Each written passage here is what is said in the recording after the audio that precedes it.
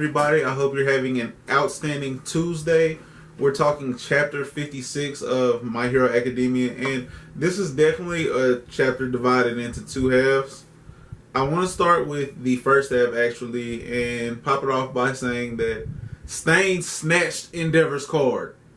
Snatched. Because you can say what you want to. He definitely felt his aura coming off and the bloodlust that he had. Stain was prepared for whatever Endeavor was about, Stain was about, and he stumbled back like, nah, I'm not quite sure if I want to go over there with you. Bruh, that was so real. That was so real. Stain basically pops it off saying that, like, nobody not named All Might can get with me. If you're not All Might, you cannot get with me. Because all of y'all are just talk and about the wrong things anyways. If you're not born of blood loss, like, you can't mess with me. And he's so serious. He means that so much that, like, pro heroes are sitting, like, people that were standing are falling back in the face of how his presence is doing. Like, I can't even really describe this. The illustration in this chapter was amazing, especially in the first half. The artwork was amazing from the point of Tomura looking down like, bro, he killed my Nomu. And his expressions in the start of this chapter were so, I felt like he was like, why did he kill my Nomu? Why are these kids there? Like, there's so much stuff that I don't understand going on. Why? I need answers. Like, I'm not here for questions, I'm here for answers. And that entire encounter with Endeavor, where it answers like, oh, you got over here really fast, and you sent one over here, and he was like, yeah, I had to get physical. You know, I had to get physical, but I'm Endeavor. And that conversation we had yesterday about that, where it was like, Endeavor's clearly in a class of his own. And we come to this chapter where he actually surprised the people who had separated themselves from him. Like, man, Endeavor's way stronger than us. And then they were like, dang, you even did that? Like, we didn't even think you could do that. Was the vibe I got from how quickly he got over there, and even how vague he was about how he got rid of the other Nomus that were there. And I don't know, bro. All of that hype led to Stain snatching his card still, so it doesn't really matter, or it matters less. It does matter less. He didn't really shine like he should have. Like, he should have been prepared to go one-on-one with Stain, and I'm not quite sure who would have won. Stain only had that one knife that he had stabbed the Nomu with, but with one knife, I felt like he was going to bring home the W. In the event that his lung wouldn't have been punctured by his rib. And he still stayed 10 toes. Like, he passed out and stayed standing. On his white beard. On his white beard. Like, that's that white beard flow. So I'm just, all in all, bro, I was very impressed with Stain in this chapter. I thought he was outstanding through and through. And going to that second half, bro, because I don't want to stay fanboying over Stain for too long, but Gran Torino had felt that vibe coming from him, and then all that happened. I want to know what's about to happen tomorrow, because Tomura did say when Warp Gate Buddy was like, say, so are you ready to head back? He was like, yeah. He's like, so was all of this experimenting worth it? He's like, we'll find out tomorrow. So I'm intrigued to figure out, like, what's happening tomorrow. But in the second half, I gained so much respect for Todoroki. Shoto, that is. Not whatever. I'm ready for Endeavor's real name, too. But whatever. I gained so much respect for Shoto in this chapter, just for how he was coming at the chief of police. Like, he called him a mutt. He told him that, like, his ideas were stupid. And it didn't come off as, like, teenage rebellion. So much as, like, you are actually wrong. Your stance on this is wrong, and you should have a better understanding as the chief of police that with these powers that we've been given, that we're blessed with, we should be doing what we can to help others, regardless of what your laws say. And it's kind of a vigilante stance where a disregard of the law, for good or bad, is still a disregard of the law. But he's just like, bro, you mutt. Like, no. And to say that Endeavor had anything to do with my actions, like, no. You got that whole vibe. But the chief of police basically explains that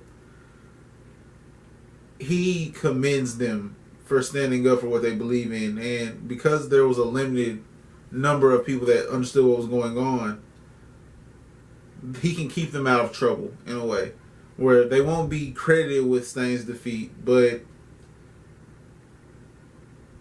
they won't get punished for breaking the law. I feel like that's a solid trade. Now, going from that into the future, which is where we're headed with the rest of this review, the growth has to see Ida grow the most, in my opinion. This is just my opinion. Ida has to grow the most from this because he was the primary cause for a lot of this happening. We've seen Shoto start to grow from what happened to him in the arc prior, which was I keep wanting to call it, bro, like the tournament arc, and it's not the tournament arc. It was it's the UA festival. It has an actual name. I hate that as I'm trying to remember what it was, I've just lost what it was. Oh, the UA Sports Festival. There we go.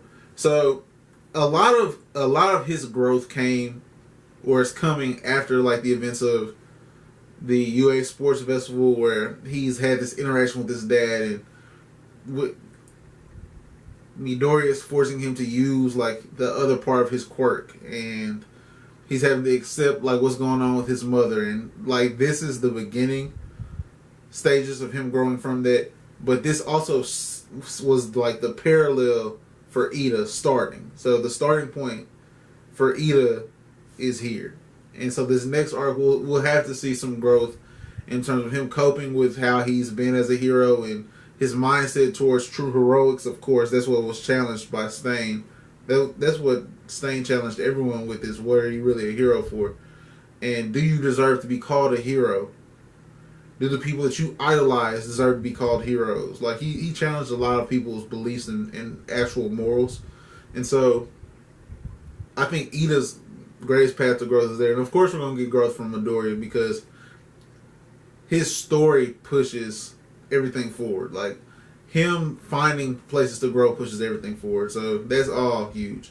Now, the people that we didn't see a lot of in this arc, like, we didn't get to see Best Genius development with Bakugo, and getting to see Bakugo kind of refine some of his negative traits, his temper, his mindset on how to treat other people as well. Like, those are the two where, like, not only do you get angry at everything, but you're not really like a friendly person to begin with.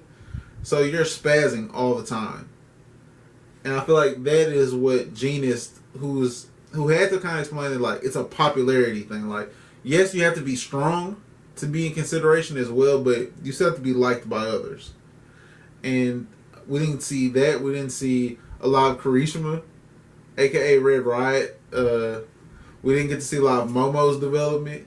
We didn't get to see a lot of Uraraka's development. So I'm excited to see what's going on with the rest of Class 1A right now, and just to see like where this mentorship has led them. Where else are you going from this? I think that's huge. So that's what we're looking forward to for the rest of this week for sure, and going forward is getting deeper into the development of others.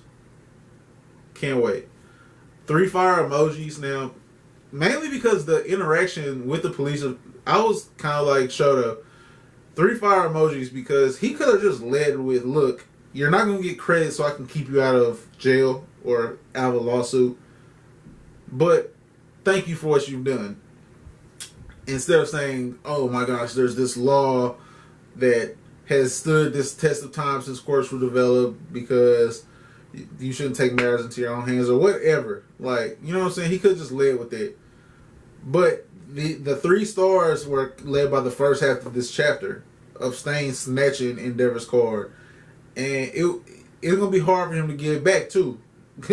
In my opinion, like, Endeavor has a lot of positives that he's going to have to show for me to be like, dang, bro, it is Endeavor. Because, I mean, he's cold still, don't get me wrong, but he definitely could have handled that better, or at least challenged Stain instead of stepping back from a man with a broken rib and no weapons. No weapons and a severe injury. Multiple severe injuries. He was burned and frozen in different spots with a broken rib and 1 knife. And Endeavor, the second strongest hero in Japan, healthily stepped back from him. Like this if you liked it. Subscribe to the channel if you're new. And also check out in the comment section below. I'm sorry, check out in the description below. Go check out my other channel, Jeff Savage, as well, for sneaker content if you're into the like this, because it goes a long way, or dislike it. They both go a long way.